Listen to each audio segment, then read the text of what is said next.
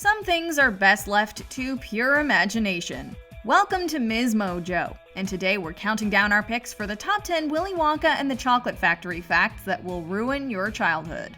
For this list, we'll be going over trivia and other knowledge about Willy Wonka and the Chocolate Factory that may change the way you view the 1971 film, or else that are just interesting. Who can take a sunrise, sprinkle it with dew, cover it in chocolate and a miracle or two?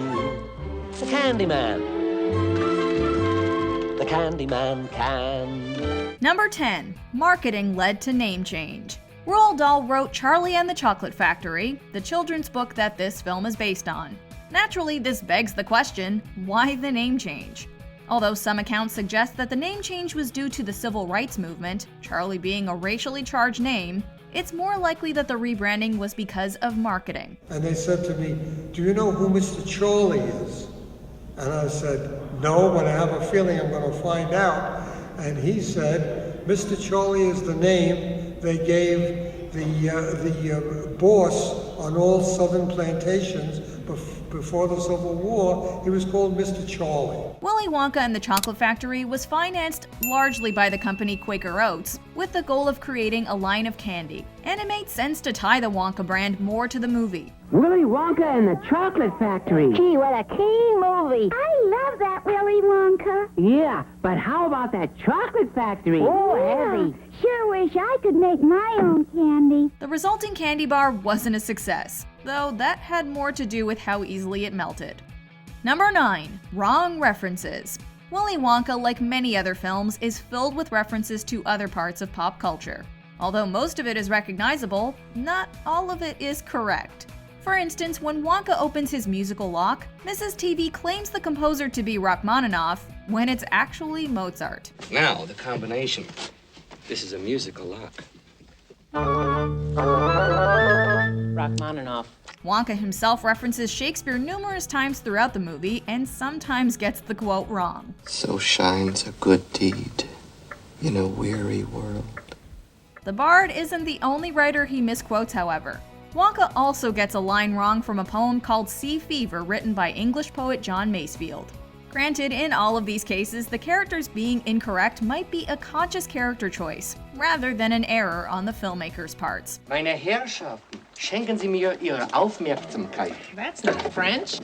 Sie kommen jetzt in den interessantesten und gleichzeitig geheimsten Raum meiner Fabrik. I can't take much more of this. Number 8. Real knee injury. Veruca Salt is, to put it mildly, quite the pill. All right, where is it? Why haven't they found it? Veruca, sweetheart, I'm not a magician. Give me time. I want it now. What's the matter with those twats down there? The spoiled brat is arguably the most deserving of the children on the tour that Wonka teaches his decidedly harsh lessons to. I want a bean feast. One of those. Cream buns and donuts and fruitcake with no nuts, so good you could go nuts. You're gonna have all those things when you get home. No, now! Still, her actress actually suffered an injury that was unplanned by the Candy Kingpin. While in the chocolate room, Veruca can be seen smashing a chocolate egg on a rock to break it open. During filming, actress Julie Dawn Cole cut her knee when she fell on the rock, which was real. The injury can even be seen in subsequent scenes, and Cole apparently still has a scar. Number 7. Roald Dahl disowned the film. Roald Dahl is a complicated figure, and not just because of how dark his stories tend to be. It's all there, black and white, clear as crystal. You stole fizzy lifting drinks. You bumped into the ceiling, which now has to be washed and sterilized, so you get nothing. You lose. Good day, sir. But it's actually partly for this reason that Dahl reportedly did not care for this film adaptation of his book. Dahl reportedly told his friend Donald Sturrock that he found the music added to the movie to be too upbeat. If you want to view paradise, simply look around and view it. Anything you want to do it. Want to change the world. There's nothing to it. He was also critical of Gene Wilder in the title role, feeling that he lacked the edge needed to bring Wonka to life. It's also been reported that Dahl disliked the final film so much that he refused to grant rights to a sequel. By then you become pompous and adult, grown up, and you've lost all your jokiness. You don't have any and so unless you are a kind of undeveloped adult, and you still have an enormous amount of childishness in you. Number 6. Wonka's unpredictable behavior. Willy Wonka is a madcap genius of candy, and utterly unpredictable in his actions, being soft-spoken one minute and shouting angrily the next. Wonka's mercurial nature also extended to Gene Wilder's performance of him. Reportedly, one of Wilder's conditions for taking the part was that he be allowed to do a somersault during his introduction, which the rest of the cast didn't know about, with some of their reactions to his fake fall being genuine. Wilder also surprised the cast with his maniacal performance during the boat ride, which terrified some of the actors so much that they didn't think he was acting. The danger must be growing, for the rowers keep on rowing, and they're certainly not showing any signs that they are slowing! Number 5. Nazi Golden Ticket Winner. The first part of the film follows the worldwide scramble to find the 5 golden tickets Willy Wonka hides in chocolate bars to allow 5 winners to go to his factory. It is a Wonka. Open it, Charlie. Let's see that golden ticket. Although Charlie Bucket dreams of going, his hopes seem to be dashed when the news announces that a millionaire in Paraguay has found the last ticket. Naturally, it's soon revealed to be a forgery. What many may not realize is that the man pictured is Martin Bormann, Adolf Hitler's secretary and a high-ranking Nazi party official. Here is the most recent picture available of the Happy Finder, the man who has finally put an end. Although Bormann died in Germany, rumors persist that he fled to Paraguay, which is the origin of the joke. The filmmakers clearly overestimated how familiar people would be with Nazi party members. Can you imagine the nerve of that guy, trying to fool the whole world? Boy, he really was a crook. Number 4. Post-Wonka Blues. While every departure of the misbehaving children is memorable in its own way, arguably the most renowned is that of Violet Beauregard. Well, I'm a gum chewer normally, but when I heard about these ticket things of Wonka's, I laid off the gum and switched to candy bars instead. Now, of course, I'm right back on gum. I chew it all day except at mealtimes when I stick it behind my ear. The champion gum chewer is unable to resist trying a gum that changes flavors while on the tour, and the unfinished product eventually turns her blue when she reaches the pie part. And it also inflates her to an enormous size. I don't care. Oh, I wouldn't do that. I really wouldn't. So long as it's gum, then that's for me. Violet, now don't you do anything stupid. Violet's embarrassing exit stayed with her actress after the fact, literally. While at school shortly after shooting the scene, actress Denise Nickerson's pores sweat out the leftover makeup, turning her blue all over again.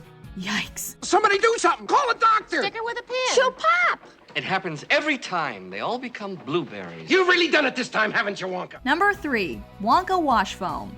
Willy Wonka's bizarre inventions aren't just limited to candy and other edibles. He's also done marvelous things with vehicles too. Yeah, what's that they're filling it up with? Oh, ginger ale, ginger pop, ginger beer, beer bubbles, bubble aid, bubble cola, double bubble burpa-cola, and all the crazy carbonated stuff that tickles your nose. The most on-brand of these is the Wonkamobile. True to form, the fuel for this car is all manner of fizzy drinks, the byproduct of which is a copious amount of foam. During the visitor's short but unforgettable ride, the passengers and Wonka are all covered in the stuff.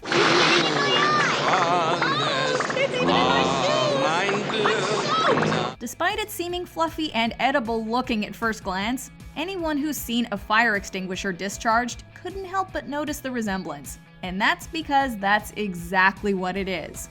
Since it aggravates the skin on contact, the actors had to receive medical treatment afterwards. Hey, Grandpa, what was that we just went through? Hasha Wakano. Is that Japanese? No, that's Wonka Wash spelled backwards. Number 2. The chocolate river wasn't chocolate. Willy Wonka's chocolate factory is filled with delicious-looking confections. However, most of what's shown on screen was not edible. The candy was made of cardboard or plastic, and the snozberry wallpaper tasted like wallpaper. The strawberries taste like strawberries. The snozberries taste like snozberries. A good rule of thumb is that unless you saw someone eat it, then it wasn't edible. Although that buttercup Gene Wilder takes a bite out of was actually wax. Most famous of all, though, is the chocolate river.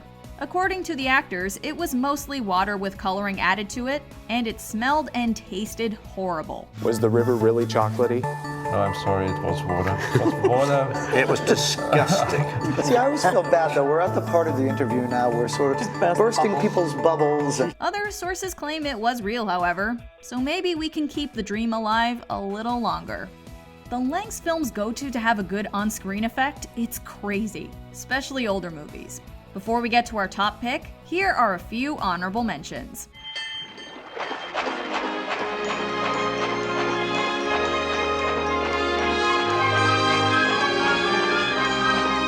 Wait till I get a real one. Colt 45. Pop won't let me have one yet, will you, Pop? Not till you're 12, son. I've got a perfect puzzle for you.